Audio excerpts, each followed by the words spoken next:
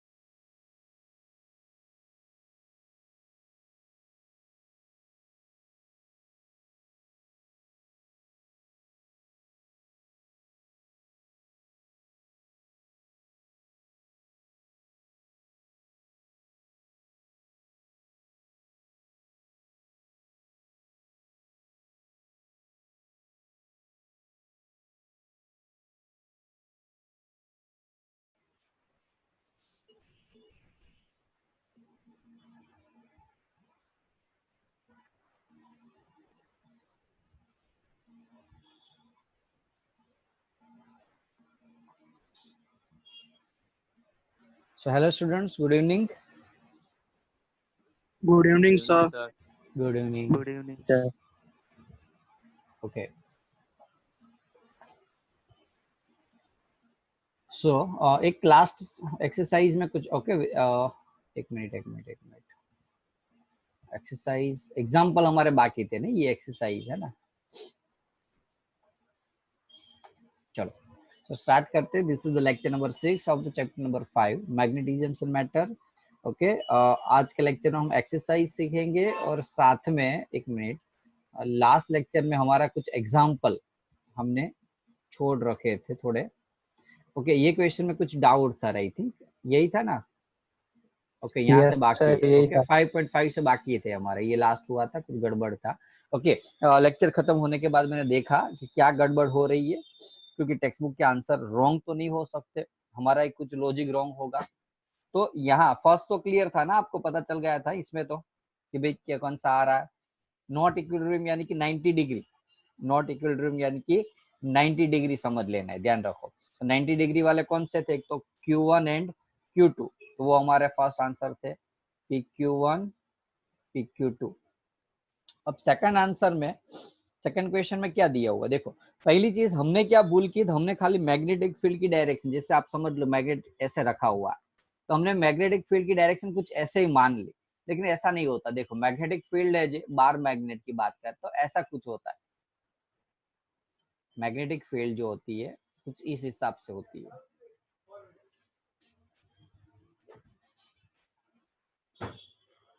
अब थोड़ा ज्यादा आपको क्लियर हो जाएगा जो कंसेप्ट था वो। बोलो अब क्लियर हो जाएगा कि भाई यहाँ से ये फील्ड कुछ ऐसे होती है, यहाँ से ऐसे होती है, यहाँ से ऐसे होती है और यहाँ अंदर जा रही है 90 डिग्री, यहाँ एंटर हो रही है और यहाँ ऐसे एंटर हो रही है। बोलो फील्ड की डायरेक्शन में कोई डाउट किसी को? अब देखो हमने कॉन्सेप्ट यूज प्रॉपर किया था, कोई स्टेबल हो तो थीटा 0 होना चाहिए और अनस्टेबल में थीटा 180 होना चाहिए, लेकिन जो फिगर है ना उसके हिसाब से नहीं सोच रहे हम, खाली ऐसे डायरेक्टली ऐसे सोच रहे थे। लेकिन अब हम देखो आंसर में कि ये जो वैल्यू है स्टेबल, तो पैरेलल कहाँ कहाँ है, तो देखो एक तो ये Q3 की डायरेक्शन यहाँ दोनों सेम आ रहा है, देख लो Q3 भी सेम है, ये हटा दो। चलो बोलो अब पता चला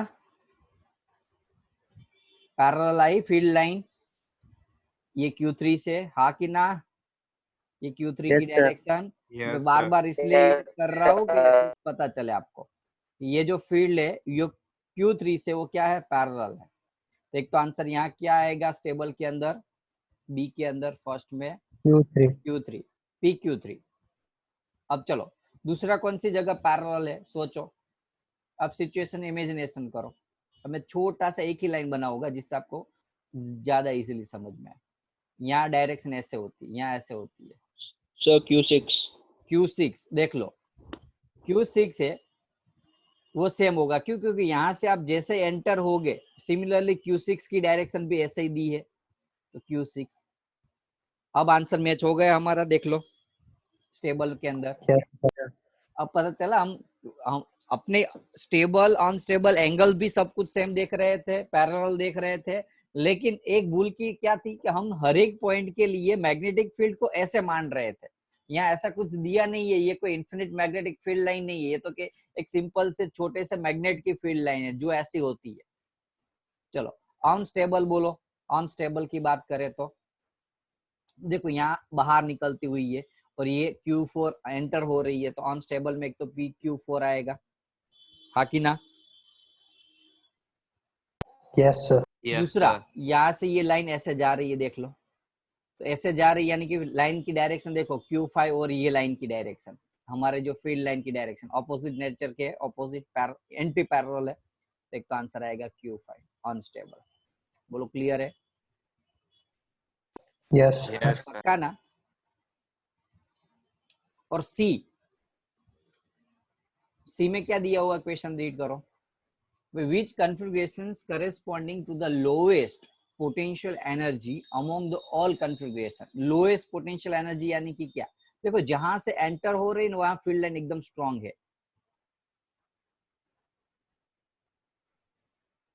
जहां से एंटर हो रही यानी कि यहां जनरली होती है स्ट्रांग। अब Q6 है, Q6 की बात करें, lowest potential energy, potential energy का फॉर्मूला क्या था नेगेटिव में, PE cos थीटा।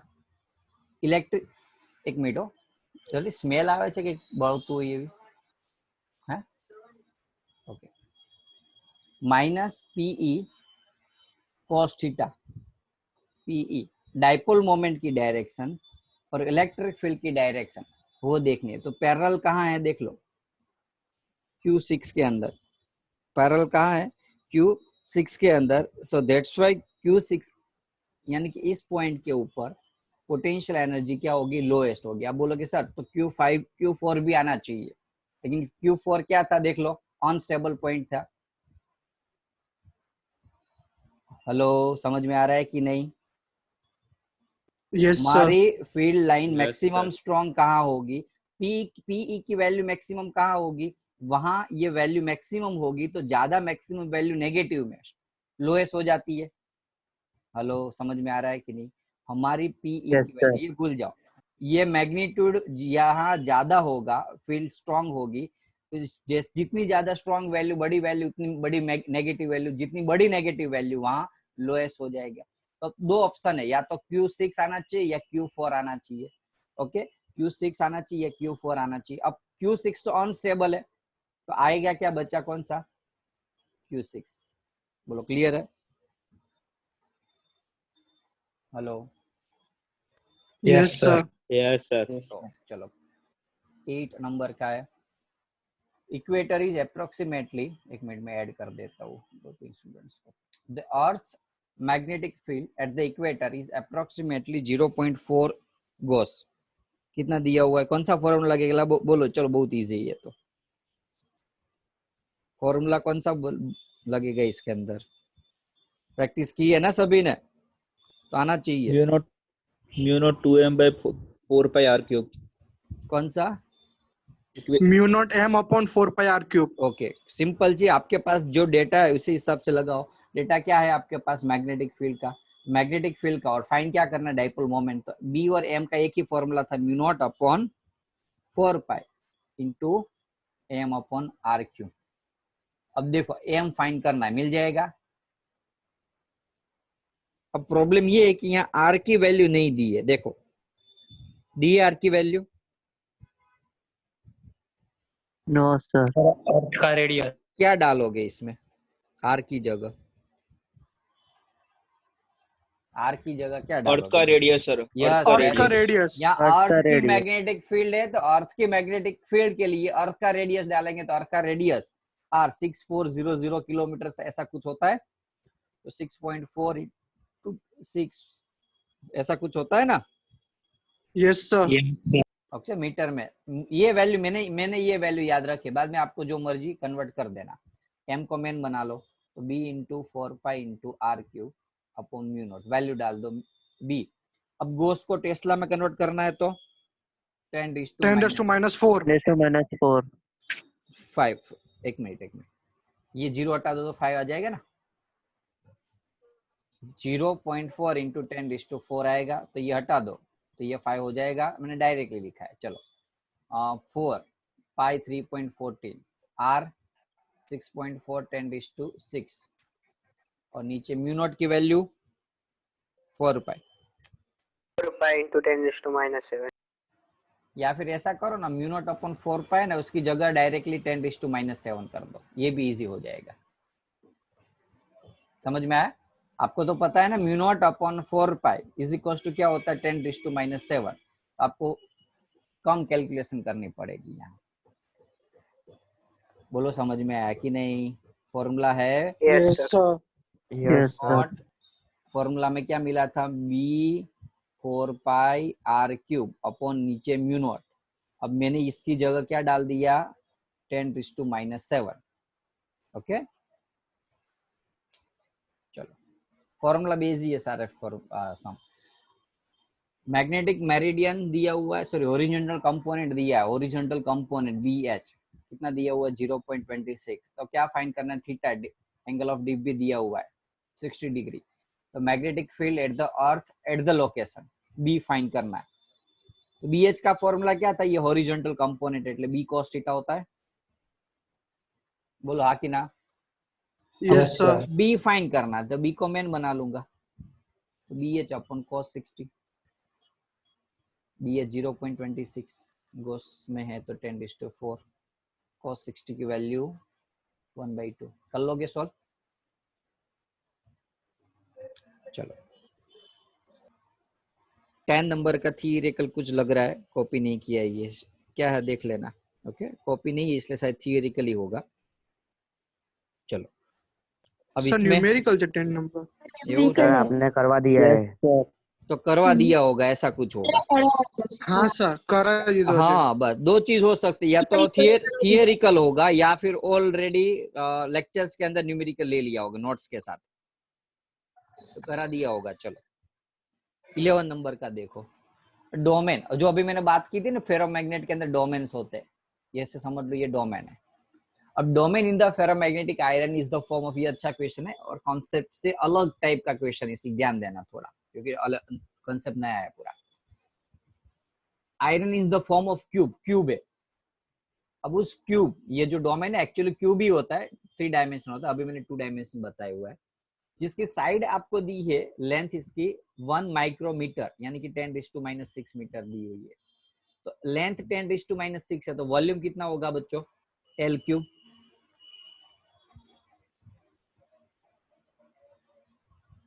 बोलो क्लियर है?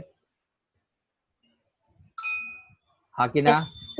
Okay, now estimate the number of iron atoms in the domain and the maximum possible dipole moment and magnetizations. क्या क्या फाइंड करना है? Number of dipole, no number of atoms ये domains के अंदर जो है। हाँ बोलो सर माइक्रोमीटर जन तो 10⁻⁻⁴ नहीं आवे? डेसी सेंटी मिली माइक्रो ना 6 आवे ने बेटा। हां ना हां ठीक है, sorry deci centi milli micro, deci centi milli micro. Okay एक बार करा देता हूँ revision. Deci centi milli micro, nano, pico, femto, atto. 1 2 3, बाद में 3 के बाद 3 कर देना है। 6 9 12 15 और 18 ना याद हो तो लिख लेना ये। ओके स्क्रीनशॉट ले लो आप, ऐसा हो तो। चलो ले लिया था ना, जल्दी से एक मिटा दिया वो जल्दी में, ये तो मिल जाएगा आपको नेट से भी। चलो वॉल्यूम मिल गया आपको। Now estimate the number of atoms, N find करना है। Maximum possible dipole moment, dipole moment M find करनी मैक्सिमम। अब मैक्सिमम डाइपोल मोमेंट यानी कि क्या हो मैं बाद में समझाता हूँ, पहले देख लो क्या क्या फाइंड करना है। Now second one is magnetization. वैसे डाइपोल मोमेंट और मैग्नेटाइजेशन एक ही चीज है। मैग्नेटाइजेशन की value total dipole per unit volume करो तो वो मैग्नेटाइजेशन आ जाता है। ये फॉर्मूला एक नया है, ध्यान रखना ये। ओके डाइपोल मोमेंट पर unit volume is called the magnetization. चलो ये 3 चीज फाइंड करनी है, कैसे निकालोगे? चलो अब ये जो आयरन पार्टिकल्स है उसका वेट कितना है? मोलिकुलर वेट 55 ग्राम। डेंसिटी कितनी है? 7.9। डेंसिटी 7.9 ग्राम पर सेंटीमीटर क्यूब। अब प्रॉब्लम ये है कि यहाँ जो डेंसिटी सेंटीमीटर क्यूब में है और ये मीटर में, तो आप एक काम कर सकते हो, या तो इसको सेंटीमीटर को मीटर में कन्वर्ट कर दो या मीटर को सेंटीमीटर में, कोई एक चीज कर देना आप। ओके डेंसिटी आपको दी है, मास आपको फाइंड करना पड़ेगा। वॉल्यूम आपके पास है तो मास मिल जाएगा, सॉरी वॉल्यूम मिल जाएगा आपको। एक minute mass is equal to density into volume. Mass मिल जाएगा sir, volume into density. Volume 10⁻⁻18। अब ये मीटर में तो उसको सेंटीमीटर में कन्वर्ट कर दो।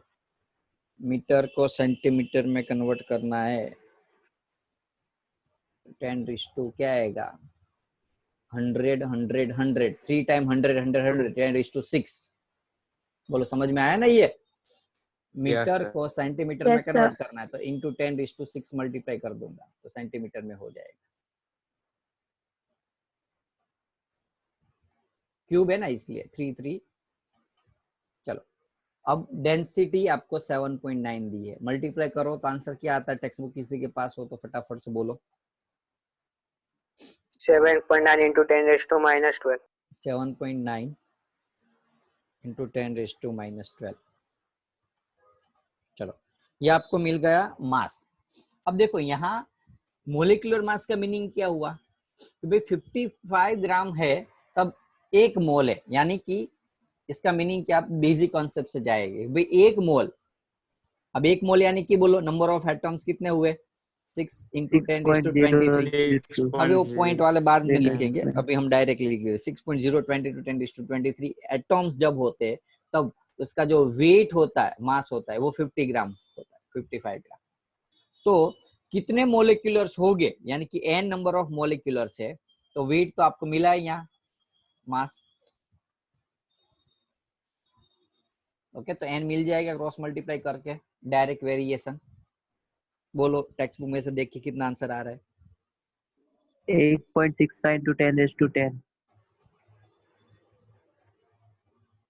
8.65 10⁻10 into 10⁻10।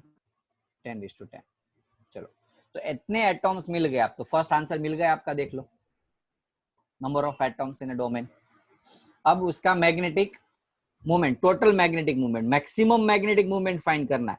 अब यहाँ एक चीज दी हुई है, यहाँ एक चीज दी है भाई, एक जो डाइपोल है, एक एटॉम्स हेज लिखा हुआ है। हेज का मीनिंग क्या है? एक का सिंगल की बात की है, तो एक एटॉम्स है उसका डाइपोल मोमेंट कितना दिया हुआ है? 9 into 10⁻7 9.27 into 10⁻24।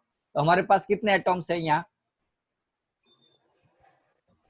8.65 समझ into में 10 raised to समझ में आ गया क्या करना है? टोटल नंबर ऑफ एटम्स के साथ एक एटम्स का मोमेंट, डाइपोल मोमेंट एक सिंगल एटम्स का मल्टीप्लाई कर दो। n है 8.65 10⁻10। वैसे ये प्रैक्टिकली पॉसिबल नहीं है, लेकिन यहाँ मैक्सिमम दिया हुआ ना, इसलिए हम रैंडमली वैल्यू ये वैल्यू ले लेते हैं।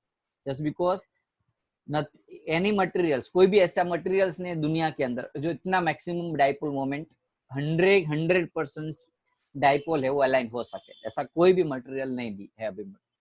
समझ में आ रहा है कि नहीं? मैक्सिमम इसका मीनिंग क्या हुआ कि सारे डाइपोल है वो सारे डाइपोल एक डायरेक्शन में चले गए, यानी कि मैग्नेटाइज हुए। ऐसा पॉसिबल नहीं हो सकता। ओके, लेकिन अभी तो यहाँ ऐसा कुछ सोचेंगे नहीं, प्रैक्टिकली थियरिकली जाएंगे यहाँ, तो मैक्सिमम तो यही हो सकता है। चलो थर्ड फाइंड करना है, बोलो समझ में आया सेकंड नंबर का? हाँ कि ना? Yes, yes sir. sir. Third find करना है मैग्नेटाइजेशन। एम मैग्नेटाइजेशन मैंने अभी बताया था, मैग्नेटिक मूवमेंट पर यूनिट वॉल्यूम। मैग्नेटिक मूवमेंट पर यूनिट वॉल्यूम। मैग्नेटिक मूवमेंट आपको इसका मल्टीप्लाई किया तो क्या आंसर आया था? टेक्स्ट बुक हो तो बोलो। 8 into 10 raised to minus 13. minus 13. 10⁻13 में तो यहाँ लिख दो अपॉन नीचे वॉल्यूम। वॉल्यूम कहाँ गया? ये रहा 10⁻8 into 10⁻6। सॉल्व कर दो तो तो मैग्नेटाइजेशन 10 raised to 6 नहीं आवे ना? केम? सेंटीमीटर क्यूब अरे मीटर हाँ स्क्वायर हाँ, आवे। या एक मिनट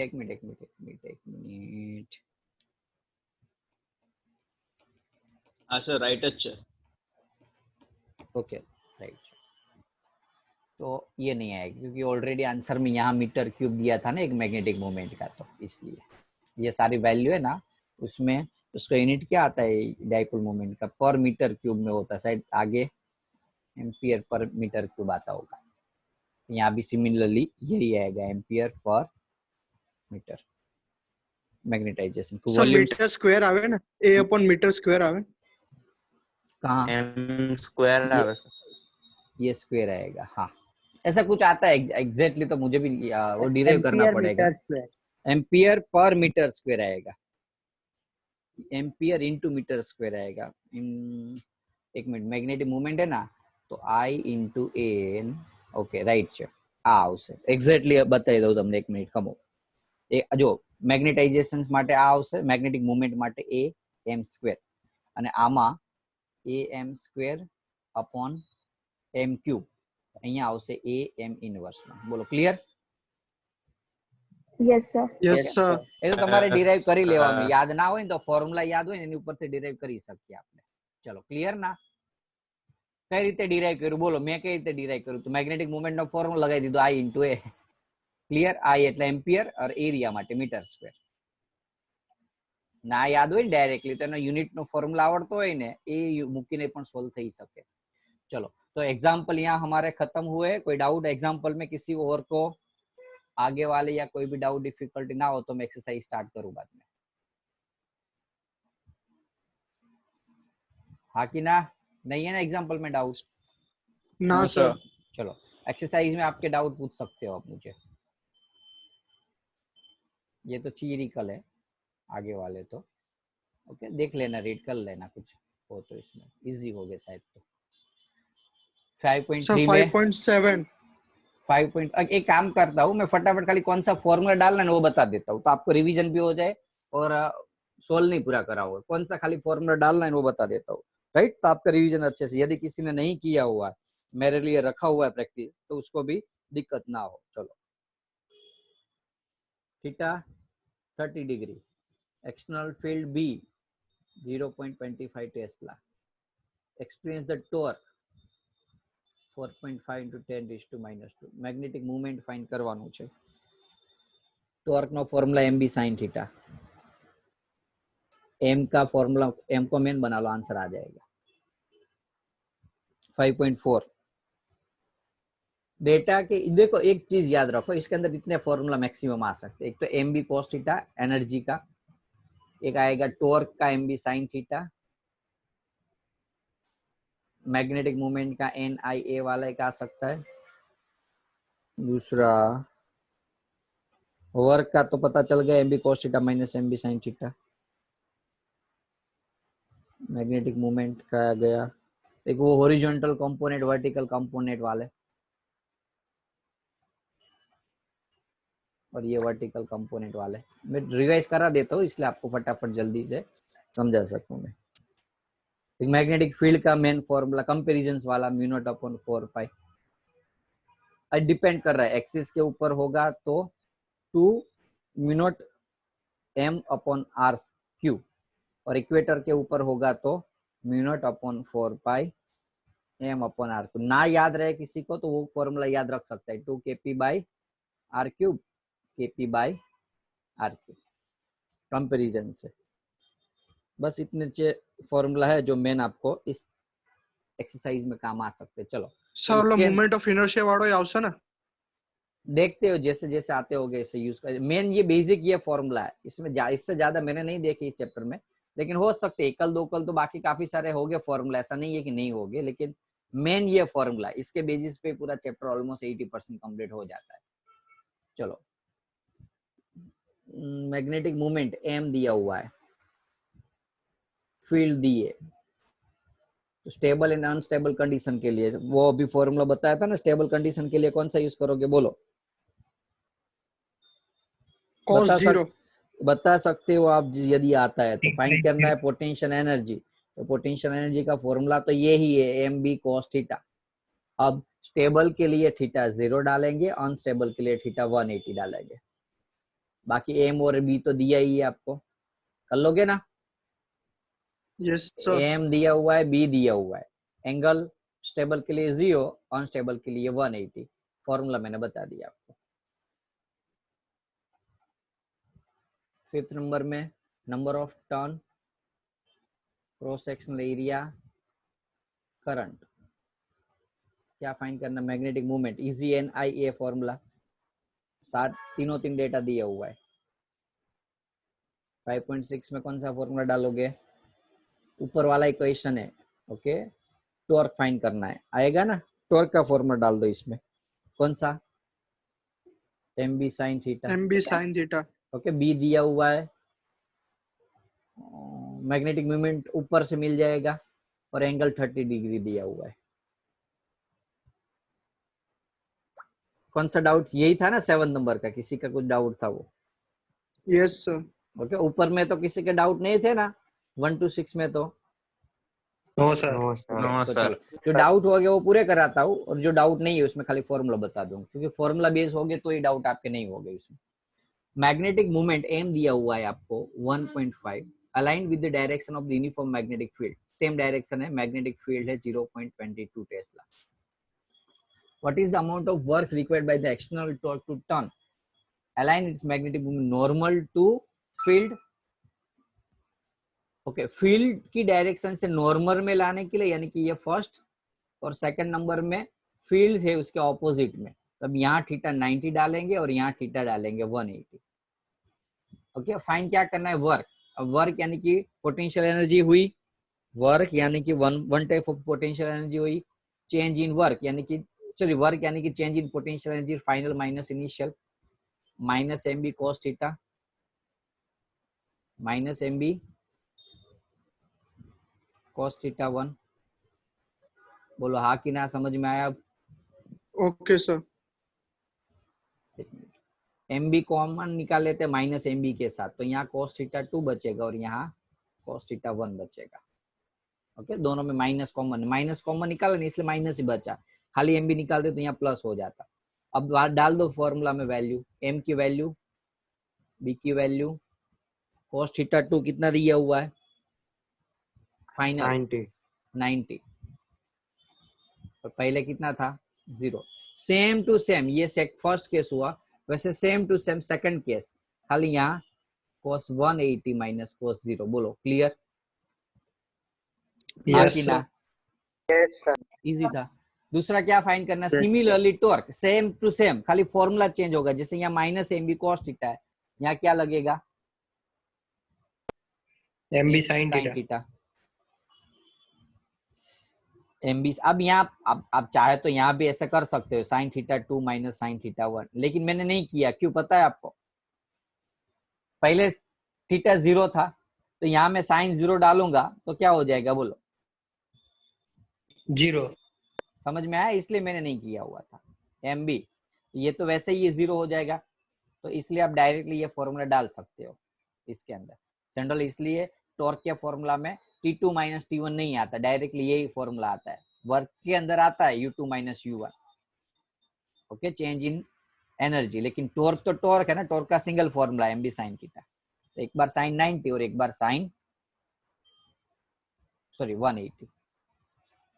थोड़ा जल्दी जा रहा हो, डाउट हो तो बताना, ऐसा मत सोचना कि सर समझ में नहीं आया, ऐसा नहीं होना चाहिए। कोई भी चीज भले चैप्टर इंपोर्टेंट ना हो तो भी कुछ भी समझ में आना चाहिए, मेन चीज तो।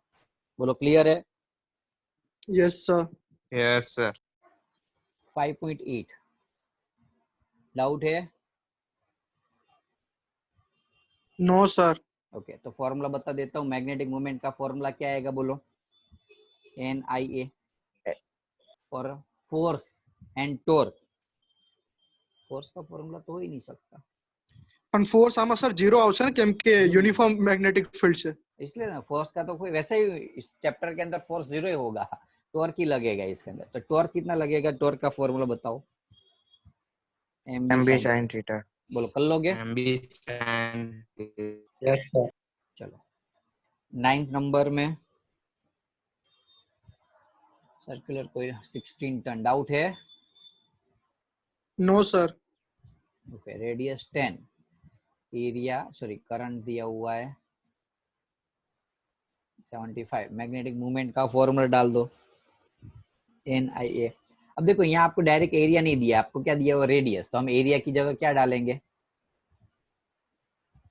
पाई आर स्क्वायर। बोलो क्लियर कि नहीं? Yes, sir. ओके, दूसरा क्या फाइंड करना है यहाँ? When coil is turned slightly and released, oscillate about the stable equilibrium with the frequency, what is the magnetic moment of inertia?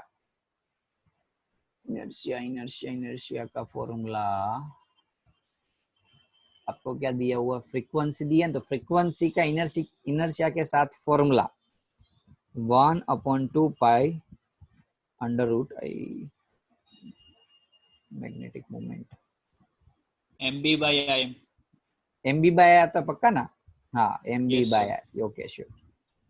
चलो तो बस आपको इनर्शिया फाइंड करना है। आई क्या फाइंड करना है?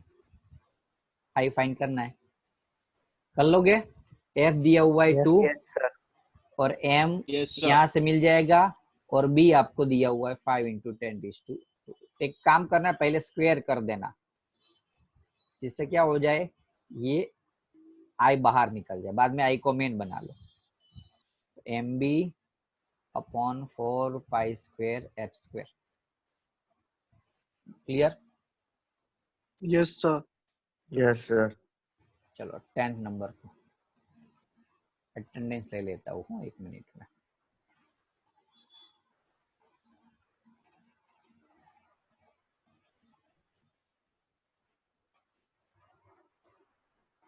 ये मैथ्स की अभी टेस्ट चल रही है ना ये वीक के अंदर, तो यस सर। ओके, तो फिजिक्स की टेस्ट नहीं होगी अभी, है ना? Yes.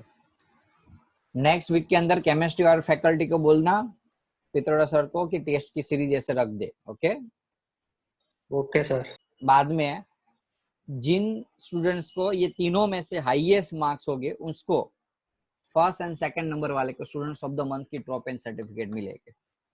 ओके, फिजिक्स की ले ली हमने, ऐसे मैथ्स की लेंगे सर, मैथ्स में से आप एवरेज निकाल के दे या सारे सब्जेक्ट का देंगे, डिपेंड्स, वो फैकल्टी को मैं पूछ लूंगा। और ऐसे केमिस्ट्री तीनों तीन की टेस्ट में से जिसका एवरेज ज्यादा होगा फर्स्ट एंड सेकंड, उसको मैं स्टूडेंट्स ऑफ द मंथ की ट्रॉफी दूंगा। ओके, तो थोड़ी प्रैक्टिस कर लेना। मैग्नेटिक नीडल आपको ये दिख तो रहा है ना, छोटा नहीं लग रहा है ना?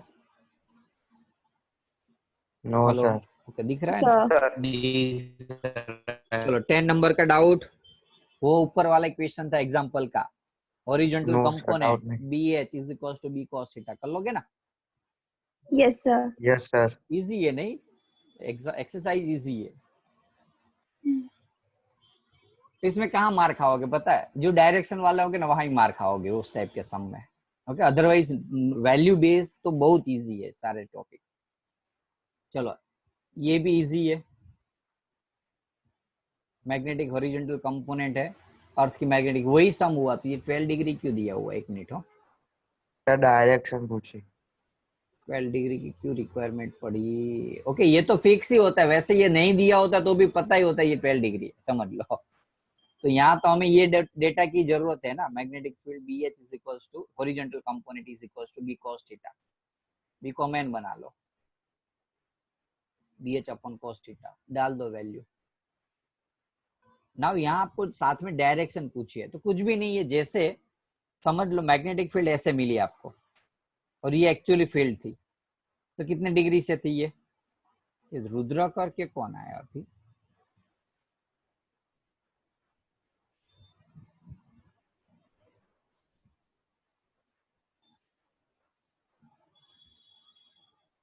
ये रुद्र करके कौन है? रुद्र,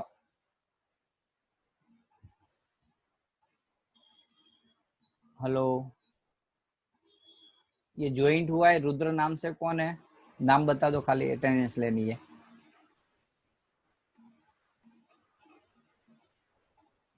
रिमूव हो गया चलो, तो आपको क्या खाली बता देना एक्चुअल में जो मैग्नेटिक फील्ड है, जो समझ लो भी यहाँ मिले आपका XYZ जो भी आंसर आ रहा है X से, तो X की डायरेक्शन एक्चुअली जो जियोग्राफिकल डायरेक्शन है उससे 12 डिग्री होगी वेस्ट डायरेक्शन में। आपको खाली इतना लिख देना है पीछे, पता चला? समझ में आ रहा है? मैग्नेटिक फील्ड की डायरेक्शन इसकी डायरेक्शन से 12 डिग्री होगी, बस इतना लिख लो। बोलो क्लियर कि नहीं? Yes sir. 12 degree west of, क्या बोल सकते हो इसको, मेरिडियन, जियोग्राफिकल मेरिडियन, क्योंकि ये क्या है आपका मैग्नेटिक मेरिडियन है, तो मैग्नेटिक मेरिडियन जियोग्राफिकल मेरिडियन से 12 डिग्री होता है। बोलो क्लियर? खाली इतना एक्स्ट्रा लिखना है डायरेक्शन में, बाकी मैग्नीट्यूड तो आप तो मिल गया, ये सॉल्व करोगे तो मैग्नीट्यूड मिल जाएगा, और ये आपकी डायरेक्शन के लिए स्टेटमेंट लिख देना। चलो 12 नंबर का doubt? Hello, no sir. Okay क्या है? मैग्नेटिक मूवमेंट दी है आपको, you the direction magnetic and magnetic field produced by the magnet 10 centimeter, distance दिया हुआ है, एक्सिस एंड इक्वेटर का फॉर्मूला डाल दो खाली। एक्सिस का फॉर्मूला क्या होगा बोल?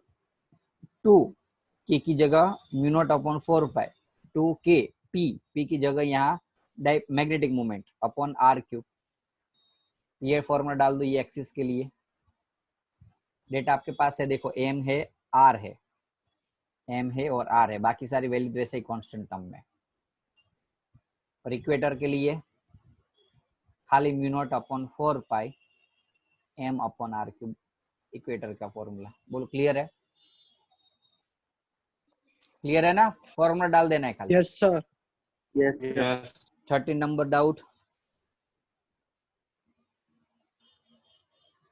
हाँ ना बोलते रहो यार, तो पता चलो जो डाउट होगा वही मैं डिटेल में जाऊंगा। हाँ ना, किसी को डाउट है? ओके चलो नहीं है, देख लेता हूँ क्या है। Short bar magnet produce the line along the magnetic south pole, null point found to be magnetic 14 centimeter. Okay R दिया हुआ है 14 सेंटीमीटर, मैग्नेटिक फील्ड है 0.36, N angle of dip 0, it is the total magnetic field normal bisector at the null point from the center of same distance. Second, ये axis के लिए यदि बात की है, अभी इक्वेटर के लिए बात करूंगा, तो डिस्टेंस सेम ही है। What is the total magnetic field? B find करना है, सॉरी टोटल फाइंड करना है। ओके अब इसका भी बी फाइंड करना पड़ेगा, और ये एक्सिस का। अच्छा तो है यार, आप किसी को डाउट नहीं, पता चल रहा है इसके अंदर सभी को? हाँ सर सॉल्व नहीं करे हो जी।